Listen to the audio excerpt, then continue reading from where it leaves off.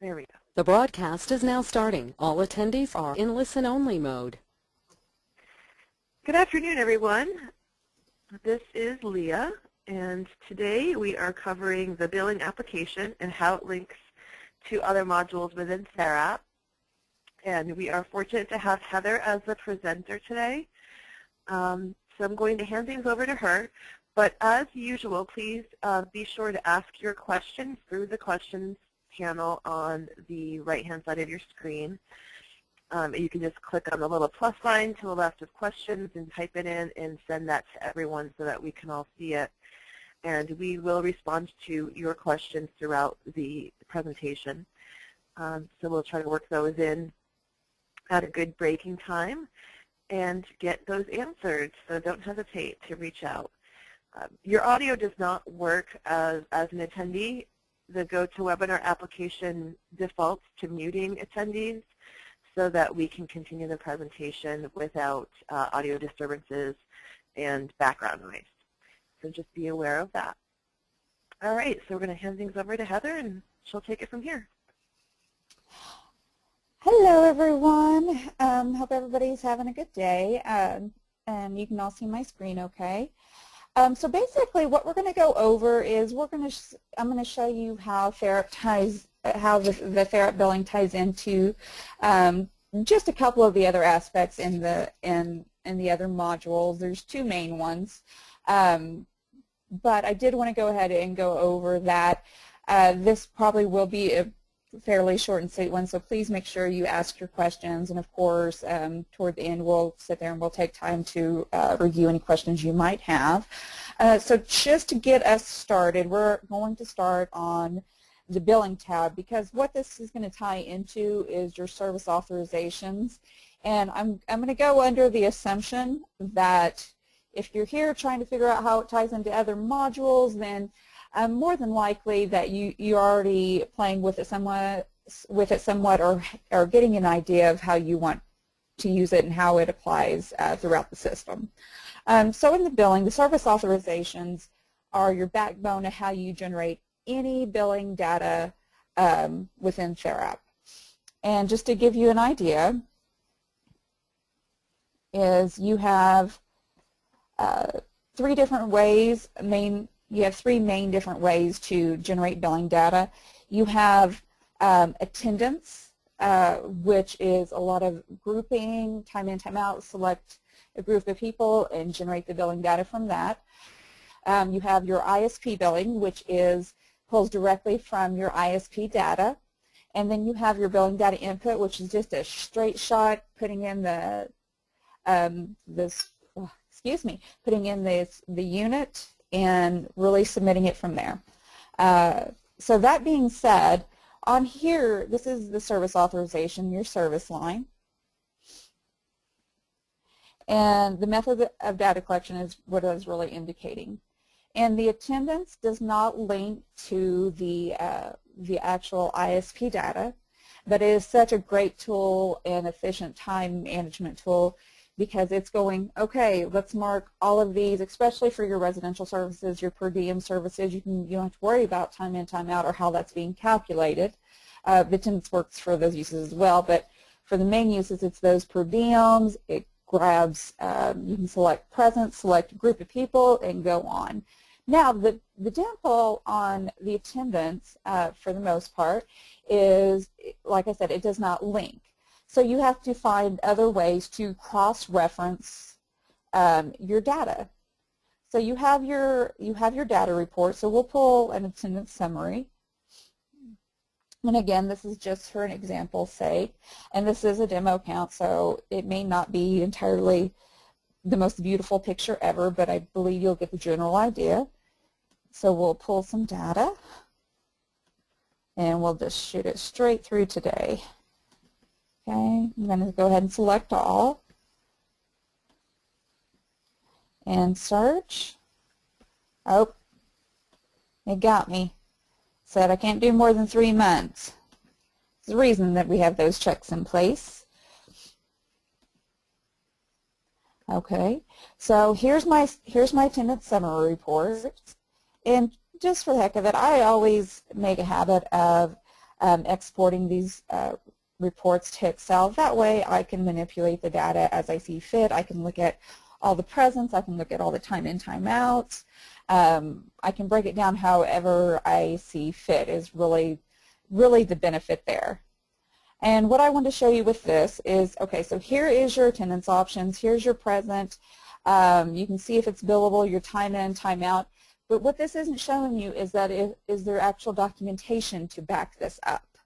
So I actually want to go in and show you the an ISP data report that you can pull to cross-reference with this information. So you're not make or break if you utilize the attendance. You just got to explore the other functionalities within Therap, like the agency reports in your report library. Most of these are already in your report library. Your ISP data detailed report that I'm going to show you is already defaulted in your report library. And you have, I will get to the ISP billing report shortly, but on your ISP data detailed report, you can do it by individual, you can do it by program, excuse me, by ISP program, or by program as in, you know, I have the Wesco Day program. By ISP program is I can select the specific ISP program that I want to search. I'm actually going to search by program. So I'm going to do my date range. And I think here I'm limited to a month. So on my search, on my summary, I would select a month as well, just to make sure it's coordinating. But I can pull this. Excuse me. Oh, I don't have anything there. Let's see. Go back a little bit.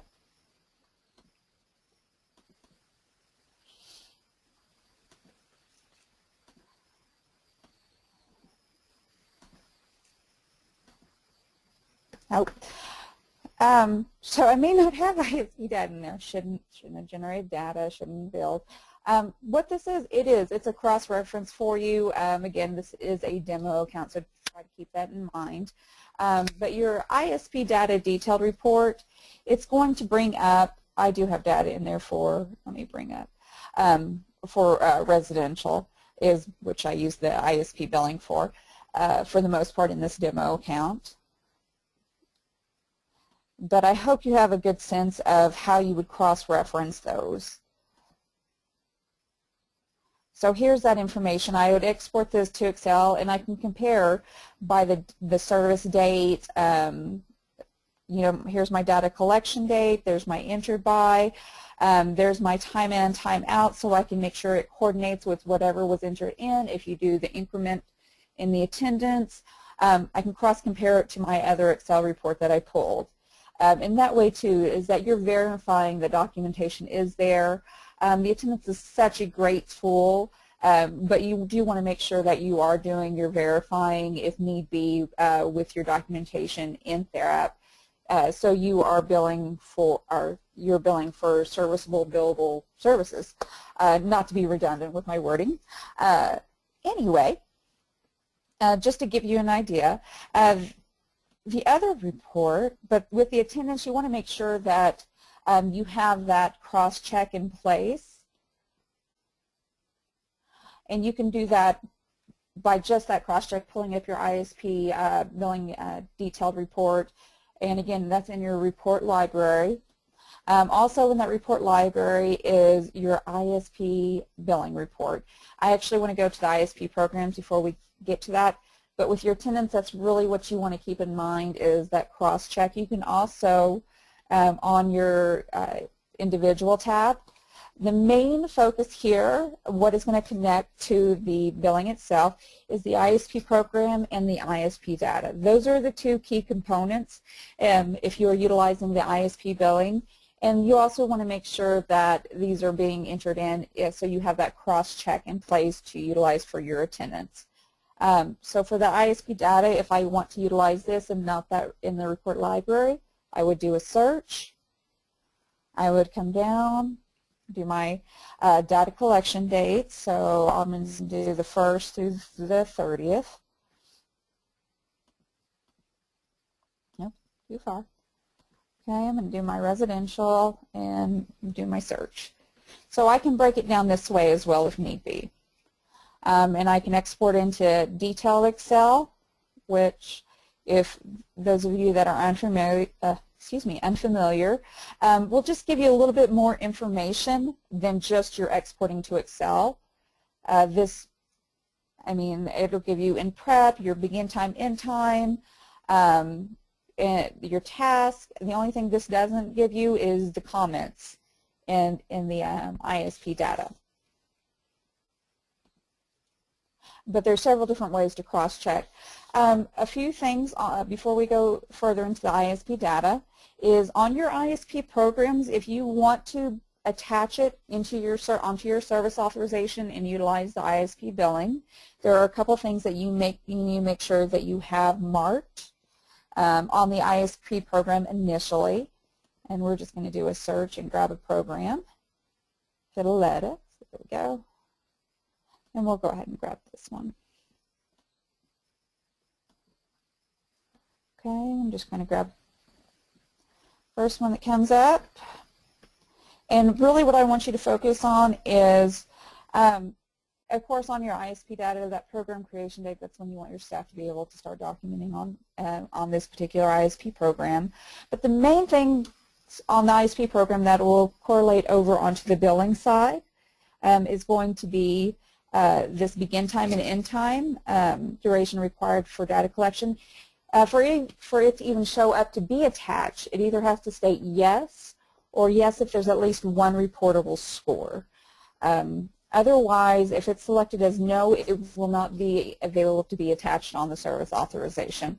So if you go and you're setting this up and you cannot find your ISP program, definitely come back and look at your other details and make sure that this begin time and end time is selected. In addition to that, you want to make sure is billable ISP program is marked yes or even marked no, because if it's not marked either one like it is here, it will not show up. You can attach the ISP program, but when you actually generate billing data, it will not show up any days to be generated because the system can't recognize whether it's a billable ISP data or not if one of those is not selected. So we're going to go ahead and change that one to yes. So any ISP data, when they select new, and we'll go to that next, yes, we know. Okay. All right, nice. We want to enter in data for this ISP program, and of course we're going to acknowledge it. I'm a speed reader, I acknowledge quickly. We acknowledge it, we got our date, and submit. So just selecting that is going to have it defaulted here whenever your staff open up a new ISP program. There are some staff that get it in their head that it may not be, and they have to manually click to no. So that's a conscious decision that they are making. If you have it selected on the ISP program to be defaulted as yes, and when you pull up your billing, it says no, you can actually go and look at that ISP note like we are now, the actual filled out note, and see the billable selection as no, and read the comments, look at the answers to the task, and really validate or verify that it is not a billable ISP data entry.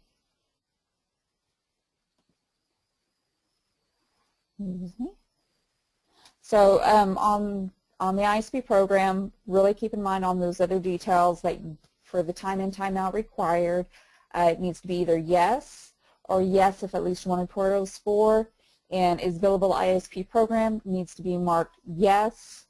I would usually just have it defaulted to yes, just because it's going to be the more frequent occurrence for it to be a billable service if it's a billable ISP program to begin with, than as opposed to no, not being a billable service day or entry. Okay, excuse me. So just to give you an idea on the service authorization, how that ISP program links over, I'm going to show you the ISP attachment again. Let's see here.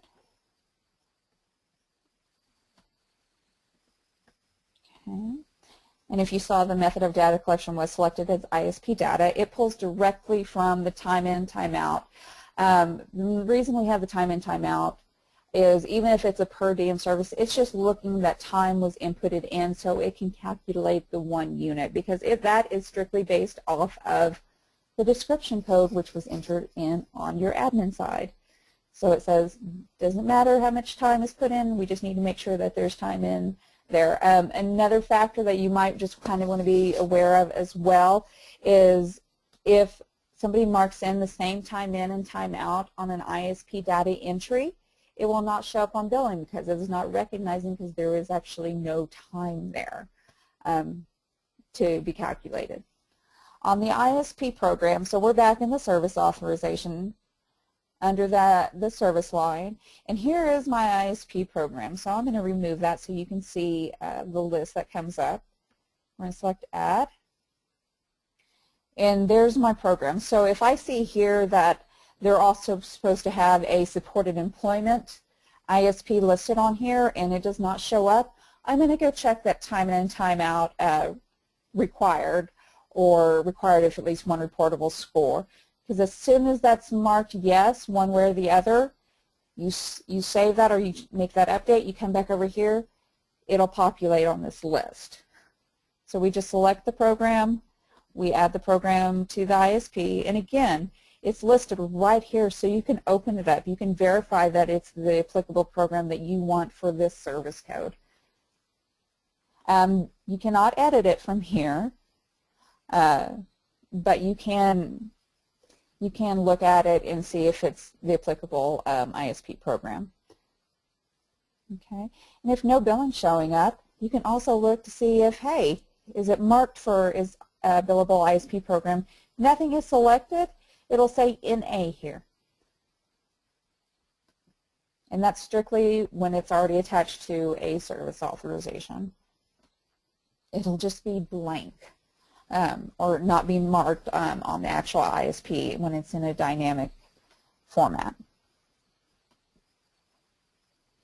Okay, so if you choose to utilize the ISP billing, one of the nice, and I said I was going to go back to this, is your ISP billing report. Again, we're under agency reports, and we're going back to the report library. And I'm going to pull my ISP billing. I'm just going to enter in that factor. And this is a report that if you are interested in, is that we actually have to get it attached to your report library, and that's usually not a problem at all. So I can do ISP billing custom report by service code per day or per session. So I'm going to go ahead and do per day. And what this report is going to pull, it's going to pull data that's directly linked to those ISP programs that is linked to the service authorization. So it's not going to pull any of that, any of the other data. It's just going to pull data from the ISP program attached to the service authorization. So we're going to go ahead and grab our service dates. And let's see here, I'm going to do a T2016 just for example's sake. Okay, so here I'm going to go ahead and export that to Excel.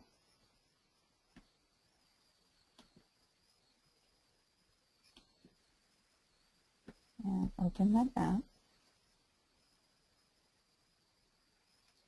Okay, and here I can see total number of ISP data, that's how many entries there are for that day to service, number of billable ISP programs, if that was marked yes or no. It says 1 for each, number of ISP data used for billing, that means it has not been generated yet. Total billable duration, calculates the duration for you. Total billable units, completely based on what you have on the service description on the, that's tied into the service authorization. So it's all linked in together. But this is a very useful report if you're utilizing the ISP billing, so you can cross-reference before you generate any data. Excuse me. Okay. So really ISP program, ISP data, the big ones for cross-checking your attendance data, your billing data, and your ISP billing as well, and utilizing those reports. The other piece that factors into your billing is your individual data form. Because so much information populates from the individual data form, like into your MAR, in your appointments. Information also populates directly to the billing as well. So before you are able to send off billing, Therap has these checks in place, has 5 major checks that it checks for the from the service authorization itself. And I'll go ahead and open one of these up for us. So in order to be able to bill, even to get out the door, Therap makes sure that it's going to flag you to make sure that these things are in place. Those things are the name, the Medicaid number, the gender, the date of birth, and the residential address. And the reason that is because these are things that the state is already looking for in their Medicaid system. It's stuff that's already enrolled for this individual, and it's stuff that has to be verified. But that's the information that has to be there for the billing to even go out the door. It's going to stop you, it's going to flag you, it's going to say missing address, missing zip code. So just to be just incredibly repetitive on here is residential address, date of birth, Medicaid number, gender, and name. So those 5 things need to be filled out in order for you to be able to submit billing. In addition, if you have denials and errors that come back, or even just the biggest one is rejections, is because a lot of the time the date of birth or the Medicaid number isn't listed correctly on the individual data form. So you would need to come in here and verify it against their Medicaid card and make sure that that is the applicable Medicaid number for that individual, and make sure that that date of birth is also correct. But that's really the biggies there on the individual data form. You want to make sure you have the most up-to-date current information in there that's applicable to that individual almost across the board, even throughout the other modules as well. But for billing purposes, those are the main numbers. And again, on your service authorization, excuse me. Let me come back over here.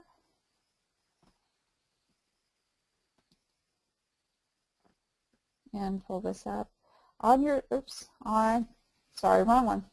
On your service authorization,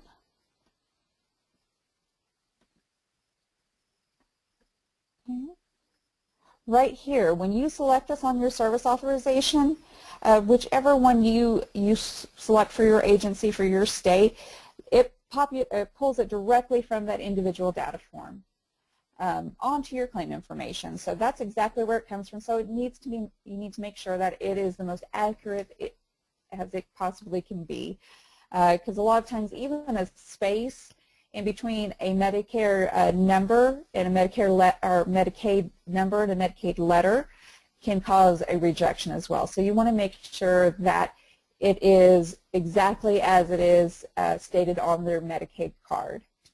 That being said, those are the main points I wanted to show you. So ISP program, ISP data, the report library, the agency reports are a very useful tool that are underutilized quite a bit that I've seen. And also that individual data, making sure that you have the most correct and up-to-date information in there. And that's going to cause you a lot less errors or rejections or denials in the long run. So that being said, that is actually what I had to go over today. So if you have any questions, I would be more than happy to answer them. Okay, Heather, we have one question right now from Mary. And she asks, on the residential address, do you have to have the extra 4 numbers on the zip code?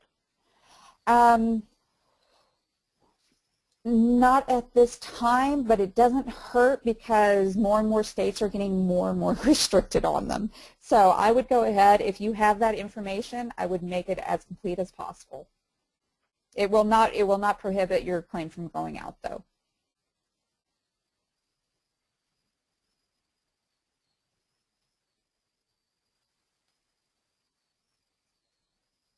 Okay. We don't have any other questions, so if anyone has anything pressing, please definitely reach out and ask.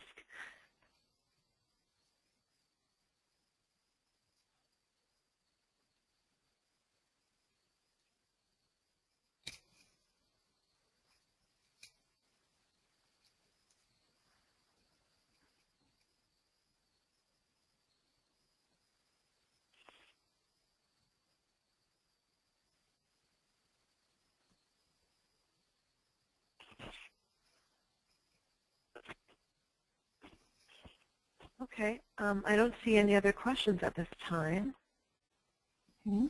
Well, everyone, again, thank you for your time, and please feel free to ask any questions or send us any questions that you may have.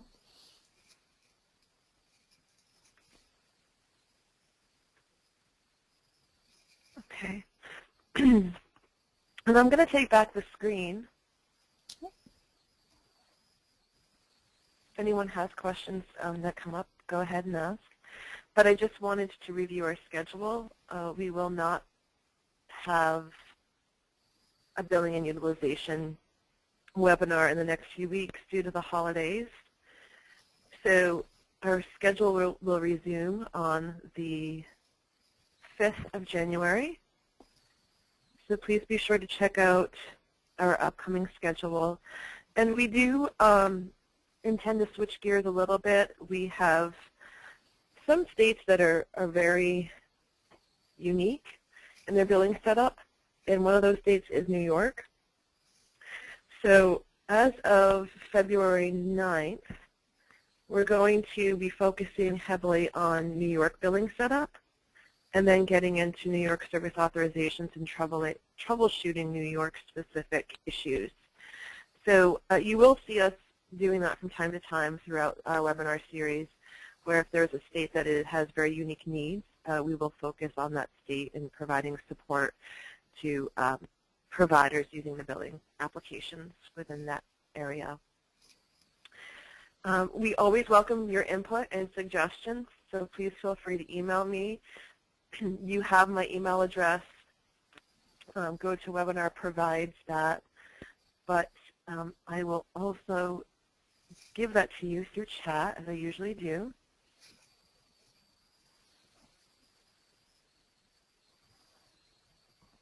And as of January, our billing specialist will be taking the lead on these presentations.